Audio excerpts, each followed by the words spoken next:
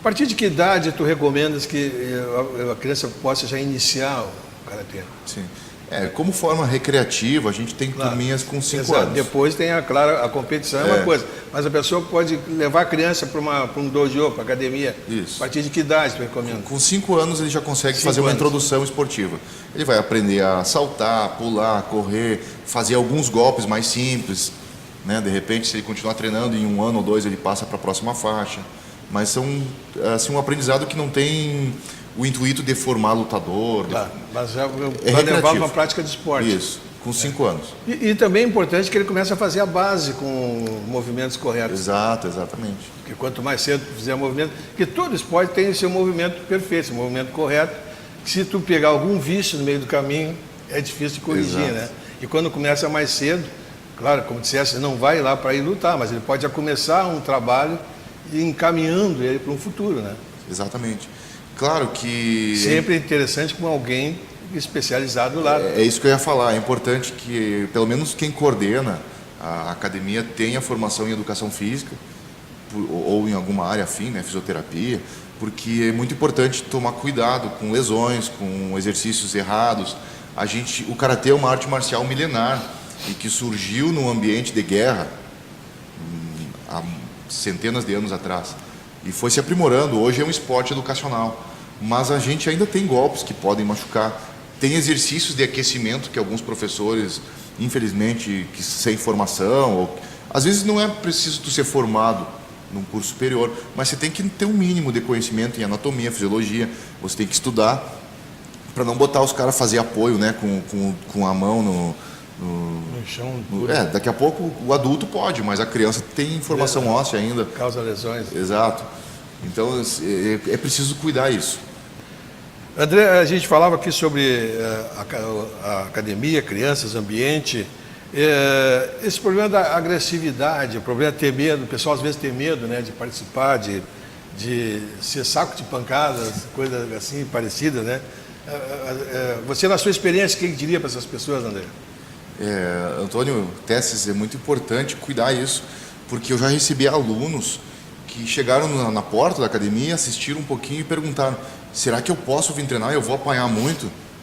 As pessoas têm medo, porque realmente se assiste na TV, no YouTube, ou as histórias... A competitiva, né? Exato, é agressivo, tem soco, chute, queda, torção, e tem muitas histórias antigas, porque o karatê era muito violento. As artes marciais em geral, o MMA, é muito violento. E as pessoas têm medo, porque hoje em dia, ninguém quer ir para a academia, pagar uma mensalidade para se machucar. Porque no outro dia o sujeito tem que trabalhar. Ele não pode chegar no trabalho com o olho roxo. Claro. Não pode chegar com o dedo quebrado. Então a gente tem um cuidado muito especial com isso. Na nossa academia, Dojo X, a gente não coloca aluno iniciante para lutar. Isso é uma regra. O sujeito entra, ele vai primeiro praticar, ele vai fazer parte da turma de iniciantes. Então ele vai ficar fazendo aula, vai fazendo aulas. O máximo que ele vai fazer é bater na raquete, no aparador, no saco de pancadas. Aí vai fazer exercícios em dupla com o colega. Quando ele se achar preparado, aí ele começa a participar das aulas de luta. E aí ele primeiro vai fazer treinamentos. E se ele quiser, ninguém é obrigado, ele vai participar de lutas. Então a gente não obriga o aluno a lutar e a nossa luta é controlada. Perfeito. É como se fosse um golpe no rosto que não pode machucar, né? Tem uma luva grande e tem que tocar sem machucar.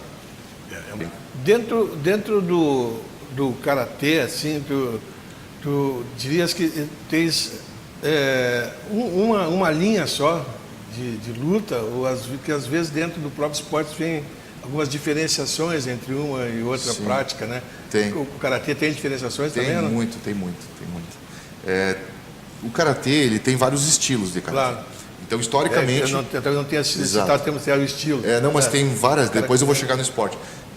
Os estilos de karatê, eles se originaram em cada região da ilha de Okinawa, sim, que fica ao lado do Japão. E lá, então, nós temos diferenças técnicas na maneira de fazer os golpes, na maneira cultural de ensinar o karatê, com as posturas de base, a maneira como se faz. Então, tem diferenças nos estilos.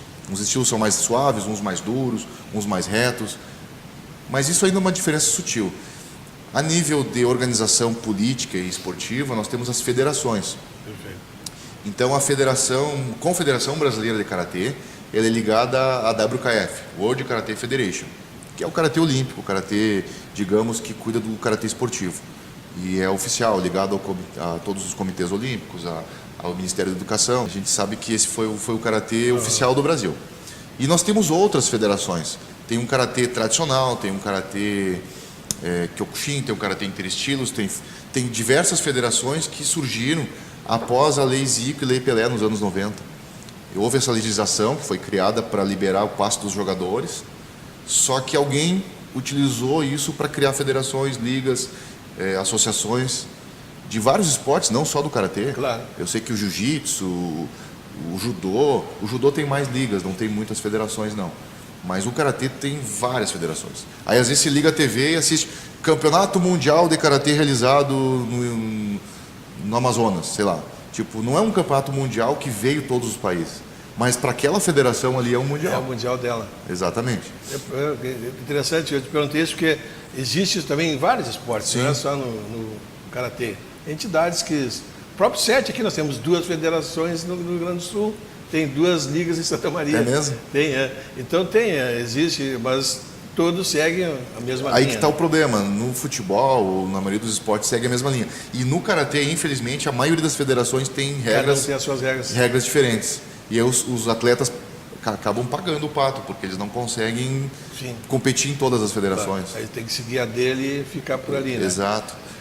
Quantos atletas você estima que nós temos hoje em Santa Maria de karatê? Olha, vamos fazer uma diferenciação, assim. Praticantes. Não, perdão, desculpe, expressei mal. Praticantes. Tá, não, mas eu vou responder também atletas, né? Praticantes, nós temos aí mais de 300, eu acho. Na nossa academia tem 50 ativos, que vão todo mês praticar. E inativos deve ter uns 1000.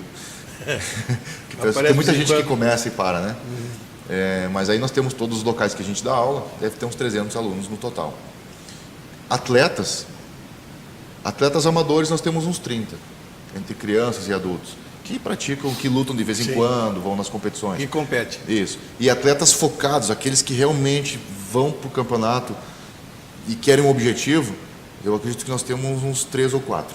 Tem um que está em dúvida ainda, nós temos 3 atletas para 2020 focar em Campeonato Brasileiro. Para partir realmente. Exatamente.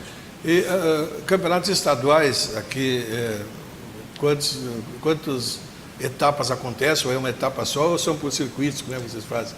Tem competições menores, que são as copas, torneios, nas cidades, que a gente participa, e o campeonato estadual é um só. É um dia só. Ali sai o título. Geralmente acontece em Porto Alegre. Não existe a contagem do ranking do ano? Não, está sendo feito só um evento. Um evento. Isso. E aí acontece e ali sai o campeão e ali ele vai representar no brasileiro. Isso, exatamente. Mas na verdade o brasileiro tem mais vagas do que Cada estado pode levar 9 atletas por categoria. Então, além do campeonato estadual, o atleta que treinar e tiver condições técnicas de ir, quiser ir, pode ele ir. pode.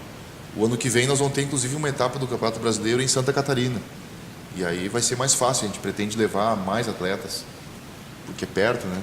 Um outro detalhe, né, que se deve salientar, não é um esporte caro, né?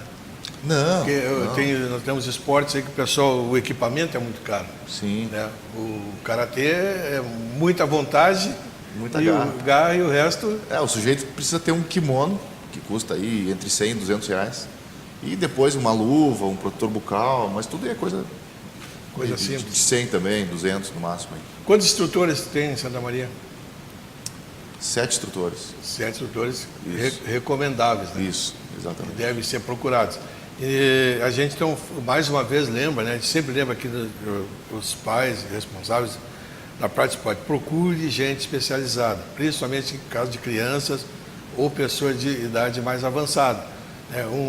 Um esporte mal praticado, mal feito, ao contrário do que se quer, que é a saúde, pode trazer problemas físicos, né? Então, muito cuidado, muita atenção, procure essas entidades, principalmente como é o caso de vocês, filiados à associação, procure saber, procure se informar antes de qualquer atividade, procure fazer com pessoas que sabem o que estão fazendo, para não correrem riscos. Até se tem mais uma coisa, a gente estava falando sobre as federações, tem um grande problema nisso.